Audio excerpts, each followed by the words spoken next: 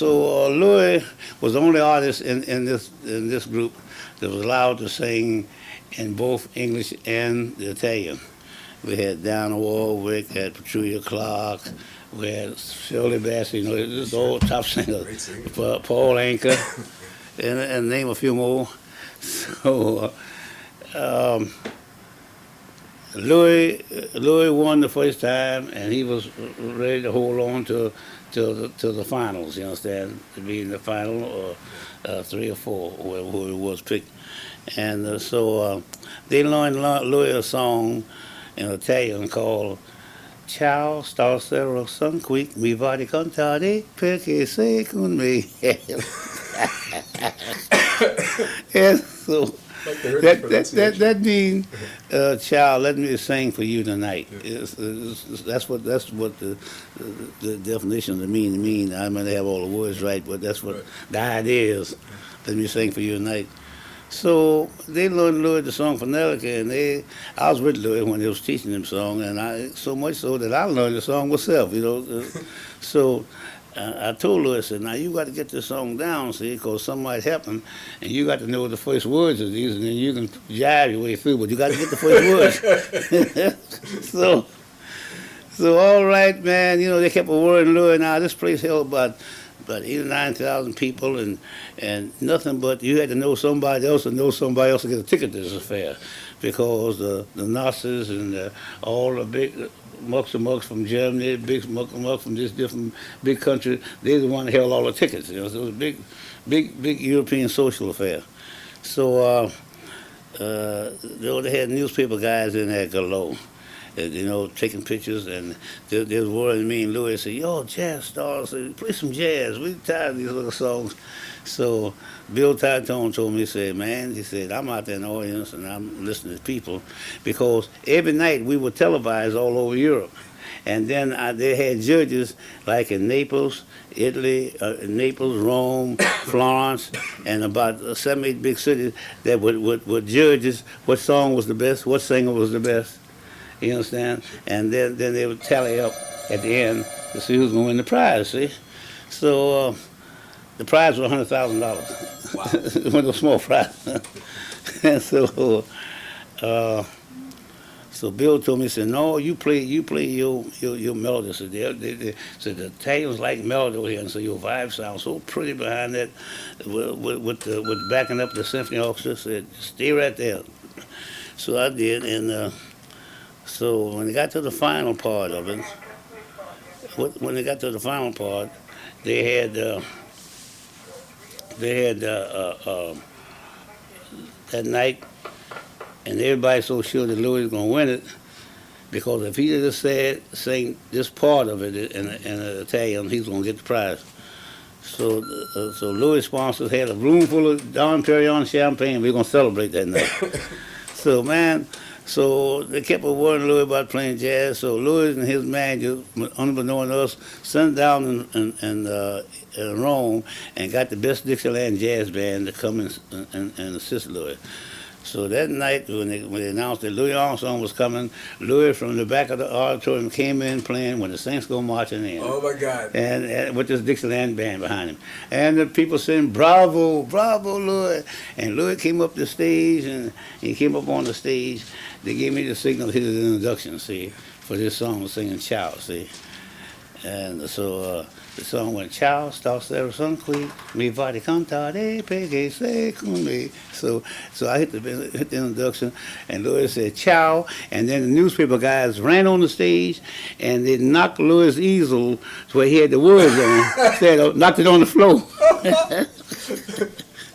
So she how Louis' mind was. He's so quick. He knew the situation where he was. He was in Italy. So Louis said, "Ciao." The music hit the floor. He said, "Spaghetti and meatballs." And the people booed, man. They said, "Boo, boo, boo." Man, I felt so sorry for Louis, There wasn't nothing we could do. Well, he said spaghetti and meatballs. He's the first guy that suggested you play the vibroharp. Yeah, that's what I did. Yeah. The Holy Father listened to the programs every night, and picked out 2 stars to be his guests. He picked Louis and I out. No kidding. And we went to Rome to see the Holy Father, and we got the Vatican, and the old boy, you thought the president was coming, man. He had so many cars, so many guards, and the Father tree was so beautiful. So he was telling us that he wanted us to see one thing in the Vatican. He wanted us to see the catacombs. So Louis said, "Catacomb, what's that?" I said, "That's down in the basement, way down in the basement, and that's where they keep all the dead saints." Yeah. Louis looked at the Holy Father and said, "Pops, I'm splitting because I'm a Baptist." He was going there with the dead saints. He said, "What the dead saints are?" I said, "Yeah." He looked at poor Father and said, "Hey, Pops, I'm fantastic on saxophone and trumpet." There were a lot of good black musicians in L.A. at that time. Yeah, it was some good ones. It was some good Lawrence Brown. Look at that caliber. Oh, yeah. This boy Lloyd Reese I was telling you about, and I was a whole drummer. I could play drum, timpanis, xylophones, everything. I could play the whole percussion. You understand? Had some very good piano players. Another boy that died named Henry Prince. Boy, he was fantastic. Had some guys. And so they brought Frank Sebastian out to hear us play. Well, we had young guys who had their own arrangements, make up their own arrangements, but they had, we used to listen to Duke Ellington, Mackenzie's Cotton Pickers, and we had all of Duke's repertoire on there by ear, everything. And I think we could play more forceful than Duke because we were young and we were excited. And so Frank Sebastian heard us and just fell in love with us, hired us. And he was going to have us to start with Louis Armstrong, but he said, "Well, you can play the last couple of weeks, so you come out anyway and play," because it was on the side because Mills Brothers finishing their last engagement. They had been there for about 8 weeks, and so they had. People used to have long engagements in those days. It ain't like now. Yeah. So we had they moved us out there and moved the other band out. They've been 8 years, and we played for cause we could read like mad. We played this show. They had a big show there and everything. Dancers. Rochester Eddie Anderson. Well, he was our comedian. He was our comedian out there then. He with the flow. They had some big name people, and then later made names in the field, and then Louis Armstrong's manager heard our band play. He just felt he was in love with us, and it was decided that they wouldn't leave Louis' band in New York and just keep our band. I see. So we had the job completely.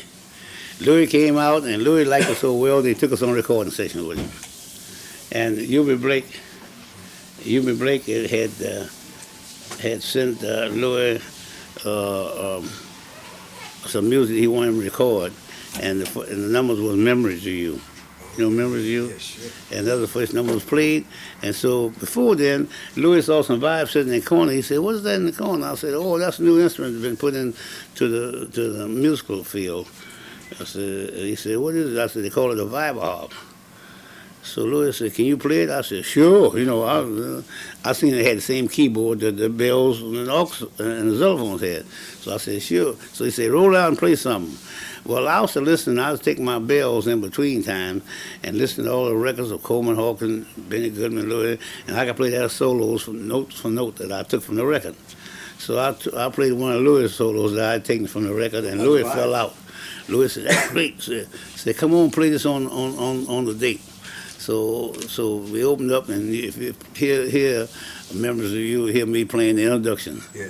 and I played all through it. So that was again of the vibes, and the first time that vibes jazz has been played on vibes. Nobody ever done it before. No one ever did it before. And did you decide that that's what you wanted to be instead of a drummer? No, I want to play both of them because I was brought up that vibes and xylophones and the bells and all timpanis all belong to the same family. And how long did you stay with Louis? 9 months. And all on the West Coast. Yeah. And then you were all over there. Paradise Club. The 25 cents picture of beer from our place. Did white people go to those clubs then too, or was it only black people? No. This was mixed club. There's mixed clubs. Yeah, the white sailors. And the Cotton Club too was the same thing. No, the Cotton Club was Jim Crow. Yeah, no, White Club. You know, that's where all the movie stars and the jet Yeah, sets yeah, used to go there. And, And so you had this group playing Paradise Club, and you stayed on. so I had this group playing the Paradise Club. One I had a swinging band. See, two of the guys I had in there, and we was getting very popular, man. We was packing the place with sailors and they come here jazz, because we was the only one playing jazz out there then. So lo and behold, I was playing one night and I heard this clarinet play beside me.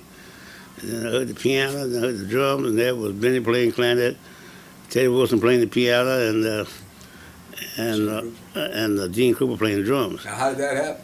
Well, I'm gonna tell you, Teddy used to travel with Benny, but Benny never would have him having to play out in the public with him.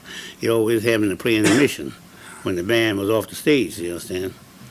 So, Benny came out that night and we played, and instead of playing a couple of pieces, he played for about 2.5 hours. They just jammed. Just kept jamming. When we got through, that place was packed and jammed, and people standing on the sidewalk, people screaming and hollering. They never heard anything like that. And never heard anything like that. And Had you known Benny at all? no, I met him that night. John Hammond followed him or something like that? Yeah, well, they said that John Hammond had tipped Benny off to come down there, and that he knew he would enjoy it and hear me playing. Yeah. And so Benny liked it so well, he invited me to come that morning to RCA Victor when he was having a recording session. So I went out that morning and recorded with him, and I recorded Moonglow and Dinah. That first time, huh? Yeah, and it was after we won several awards, and the record won several awards, and it was just a claim. Was it easy to fit in with those guys? I mean, no. Well, just like you hear the record today, I was hearing some of the records just a couple of nights ago, and I said, "Gee whiz, no wonder this group was so good." We just fit in. Everybody just had their part. And it just played natural free. It wasn't no fumbling going on or have to figure out nothing. You just fell right in. Had Benny had a small group up till that point, or was it just a big band? I know, but it wasn't. Well, you know, it wasn't important as the group quartet. You know. Had quartet. you known Teddy at all before? No. Never played with any of these guys? No. Feeling. Do you remember much about those 4 years with Benny and the different groups you played with? Oh yeah. Well, as long as you got down along the way, you realize that you was doing something that wasn't done every day, and that it was breaking down prejudice. Yes. That blacks didn't have no part, and they had this Uncle Tom parts in motion pictures. Had to be a maid, a butler, I remember my wife coming to New York, and we had a friend of ours who was a maid for Gertrude Lawrence, who's a great actress, and we always wanted to see a Broadway show. So we didn't have to work on Wednesday, so they had a Wednesday matinee, and she got some tickets for my wife and I to see Gertrude Lawrence matinee, because we were anxious to see it more than ever, because Lee Whipper, the great black actor, was in that play, see. He was great on Broadway at that time. So, all right, so we went that Wednesday, and we was waiting for Lee Whipper to come out on the stage and do his great role. And right before intermission, the lights went down the stage, and Miss Lawrence was on the other side of the stage, and he's over here. And when they put the light on him, the light went off of her, but he just went on looked in that direction and said, "Madam, dinner is being served." And the curtain came down, and that was his great speaking line. That was the big breakthrough on That's Broadway. great. Yeah, great. Boy, yeah. I said, so you knew there was no blacks in baseball, or basketball, not in any Devon sports there was blacks in. So we saw that we was really had been pioneering. They was talking about letting Jackie Robinson coming back, having a black baseball player. He was talking about it, and nothing happened. Happened for 8 more years or 10 more years. Yeah, it had to come years later. Yeah. But Did you also have a feeling that the music you were playing could last? I mean, could you have any idea that 50 years later people would still listen to those records? From St. Louis, we was very fine. How'd you go find these people? Did people tell you about musicians? Yeah, it was like a farm team. You know, Yeah. people tell you, say, hey, man, it's a good. So you send for them, or you get there. You know, you travel a lot in those days. You get there in those towns. You had a guy come up to audition for you. We had Clifford Brown. I tell you, he was a terrific man. I went to Seattle and I saw a little kid that wanted to know if he could make arrangements for me. So I said, okay, I'll try it after the show. I was playing theater there, but I couldn't get to him. So I was going to Portland next. I said, you want to go to Portland with me? He said, I don't mind. I said, well, ask your parents, can you go with us? He was about 18 years old. So about that time, I got noticed that one of my trumpet players was going to have to go to report for the Army. So I told him, I said, got his draft notice, they called it. So I said, you want to go with me? I said, you want to play trumpet with me? He said, oh, yeah. So I said, okay, well, you get your things together. I'll never forget, because I kid him about this now, he came with a big cardboard. That's where he had his clothes in. I was telling him, I said, man, you left Seattle with cardboard, now you're going back with big Hartman trunks and Rolls Royce.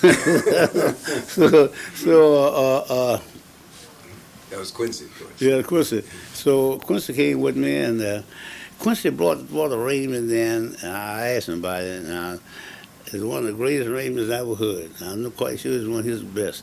He wrote a song about the four winds, and he had the north wind, the east wind, the south wind, the west wind, and the music changed and described all these winds, but it's swinging all the time. This was a fine thing he did. That's what he got the job on. So he came to me, I hired him, and then he went all around with me. And in that band, I had Art Farmer. Boy. I had Art Farmer. Milt Buckner was playing with you? Yeah, I had a boy by the name of Walter Williams, who was one of the greatest first trumpet players you want to hear. He's down in Seattle now. I'm not down in San Diego now. And another kid came in the band I got out of Wilmington, Delaware, was named Browning, Cliff Browning. Cliff Brown. Clifford Brown? Yeah. I know. Yeah. That's some kid. And boy, and him and Art Farmer and Quincy. You know, Quincy played a lot of trumpet. A lot of people don't know. Doing the same kind of way he's doing now. Ballrooms and Yeah. theaters and things like that. And You know, there's a lot of good girl singers came out of my band. You know, Dinah Washington, I discovered her. of course. I discovered her in the ladies' washroom. And, you know, and she came out to do an audition for me when I was playing out in Chicago after I heard her downtown in Joe Sherman's Garrick Bar. And she was working as a parlor room attendant. And I had to come out to Regal Theater to do audition. Of course, that's the time that black people didn't go downtown to any shows or anything like that. They got all the shows and entertainment in their community, like in their theaters on the south side. You understand? You know, that's how they had that circuit.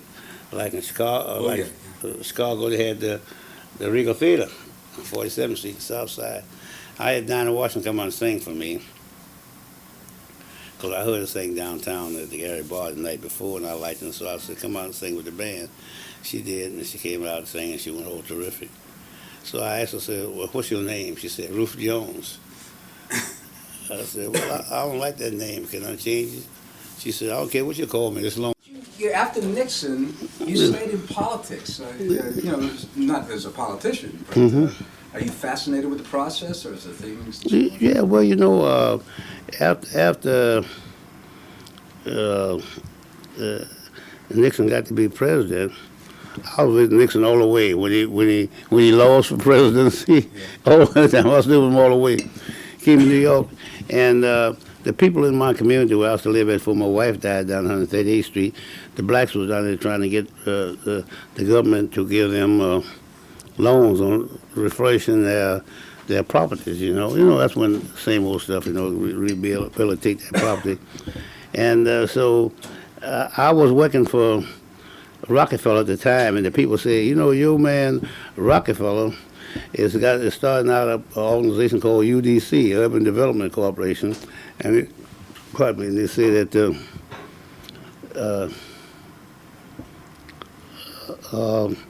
you ought to ask him can you give you some information that you can get some assistance from his organization? It is that the organization, UDC, was getting money from the government and have a partnership for them and build your project. So I was campaigning for Governor Rockefeller at the time, so I talked to him in between, and he told me, said, yeah, so you get your program together,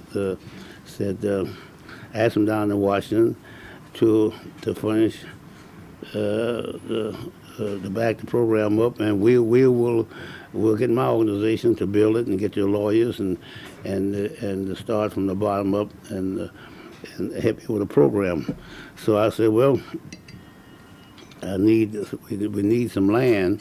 So the government combined, well, we built a $25 million house down there, Lionel Hampton house. Well, most of the black community wasn't especially supportive of the Republican Party at that time. Did you catch any flack or anything like that? No, but it was happy to get it from any place, because, the Democrats wasn't giving it to them. For sure, yeah.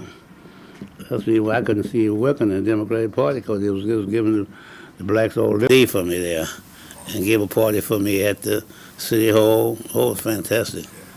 When did you develop an interest in Israel, and how did that happen? You got very involved with that. My grandmother raised me. She raised me as a church-going and a Bible reading student. See, and there's what you can stay as long as you want. So I went to Israel, and I was a big success there. They really flashed even in Israel. Yeah, they're just a big success. The whole country was open up to me, and I made a deal that I wanted to meet the chief rabbi of Israel.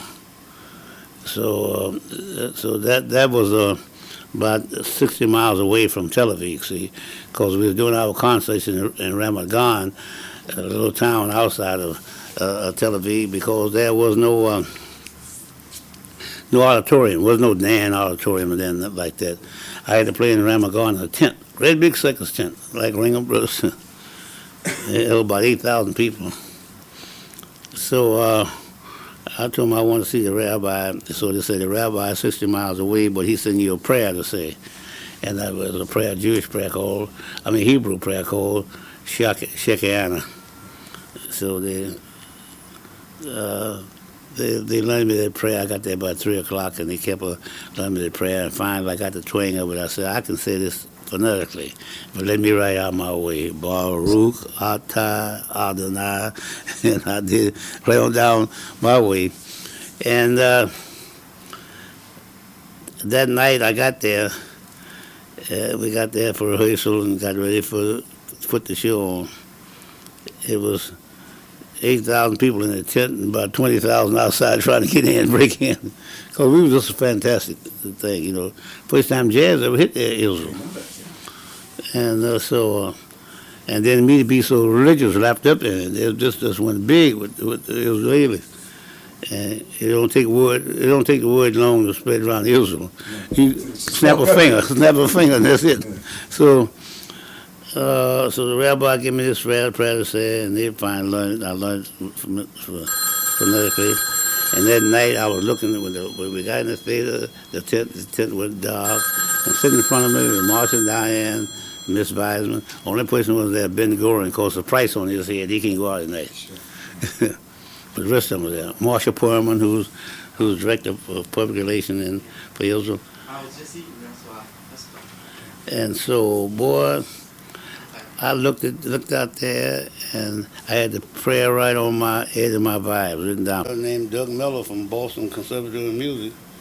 Terrific arranger, young guy. Terrific saxophone player. You had a terrific band when you played with Bette Midler at Minskoff Theater here, and then I saw it in Philadelphia. Yeah. You did a whole set with her. Yeah. And haven't you played with Sinatra too? Oh yeah, well that was all-star band. That was Quincy Jones' fair. Yeah. He had called me up and asked me would I come on and play, and I said sure. Yeah, that's true. I want to be a side man play for the album. That's for me. I'm the president of the company. What company? Warner Reprise. Yeah. Sure. I almost made a deal with you. Remember Kip Walton?